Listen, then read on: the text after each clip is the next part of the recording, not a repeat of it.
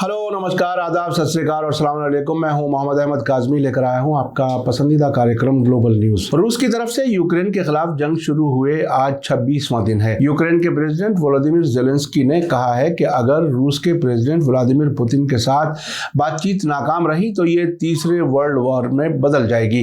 Zelensky ने कल Sunday रात वीडियो लिंक के जरिए मीडिया से कहा कि मैं उनके साथ बातचीत के लिए तैयार हूं। मैं पिछले 2 साल से तैयार हूं।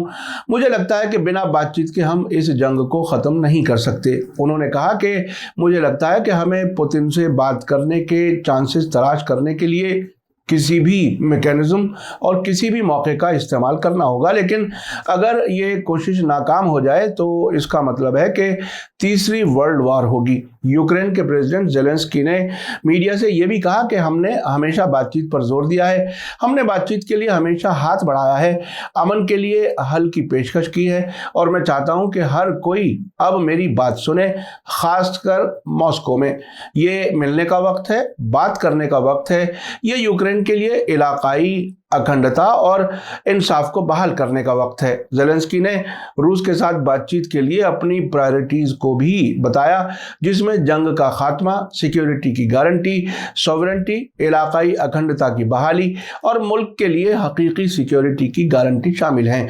यूक्रेन के प्रेसिडेंट ने आगे कहा कि अगर उनका मुल्क नेटो का मेंबर होता तो जंग नहीं होती। ज़ेलेंस्की ने कहा कि मैं अपने मुल्क के और लोगों के लिए सिक्योरिटी गारंटी चाहता हूं। अगर नेटो मेंबर मुल्क हमें अलायंस में देखने के लिए तैयार हैं तो इसे फौरन करें, क्योंकि हर रोज लोग मर रहे हैं। हम 24 फरवरी को हमले शुरू होने के बाद से नेटो ने जो मदद दी है उसके लिए शुक्रगुजार हैं। ये पूछे जाने पर कि पिछले 26 दिनों की जंग के बाद से उनकी कार्रवाई कैसी चल रही है, प्रेसिडेंट ने कहा कि वे सब कुछ कर रहे हैं जो यूक्रेन में हर कोई कर रहा है। ज़ेलेंस्की ने यह भी कबूल किया कि उनका सबसे कमजोर पॉइंट बड़ी तादाद में लोगों और बच्चों को खोना है।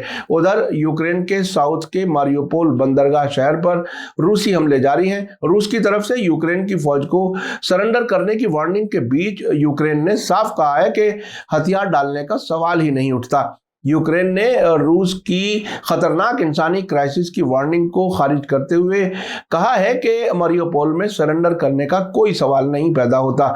रूस ने यूक्रेन को आज मंडे तक का वक्त दिया था। यूक्रेन की डिप्टी प्राइम मिनिस्टर इरिना वेरेश्चुक के हवाले से न्यूज एजेंसी उक्रानिश्का प्रावदा ने लिखा है कि हथियार डालने का कोई सवाल ही पैदा नहीं होता। उन्होंने कहा कि इस बारे में हमने रूस को इत्तला दे दी है। इससे पहले रूस ने मारियोपोल में लड़ रही यूक्रेनी फौज से हथियार डालने को कहा था। रूस ने कहा था कि वहां एक खतरनाक इंसानी क्राइसिस के हालात बन रहे हैं। शहर की बिजली, पानी और दूसरी सप्लाई बंद कर दी गई है और वहां हजारों आम लोग फंसे हुए हैं।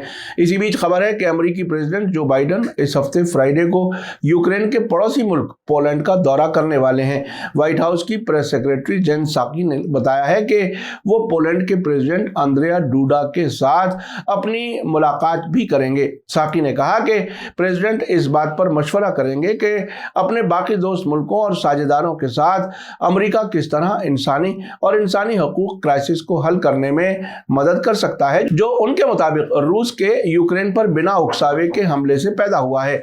इसी बीच यूक्रेनी प्रेसिडेंट वोलोदिमीर ज़ेलेंस्की की तरफ से मुख्तलिफ मुल्कों से मदद मांगने का सिलसिला जारी है। नई कोशिश के तहत उन्होंने वीडियो लिंक के जरिए इजराइल की पार्लियामेंट को खिताब किया और मिसाइल डिफेंस सिस्टम मुहैया करने की अपील की है। उन्होंने कल संडे को अपनी तकरीर में इजराइल की यूक्रेन को डिफेंस सिस्टम मुहैया करने में दिलचस्पी की कमी पर भी सवाल उठाया है। आखिर में आपको याद दिला दूं कि अगर आपने अभी तक media star world YouTube channel subscribe नहीं किया तो सब्सक्राइब कर लें और घंटी दबाना ना भूलें। और अगर आप हमें फेसबुक पर देख रहे हैं तो हमारे पेज को लाइक करें ताकि हमारी हर नई वीडियो की खबर आपको सही वक्त पर मिल सके।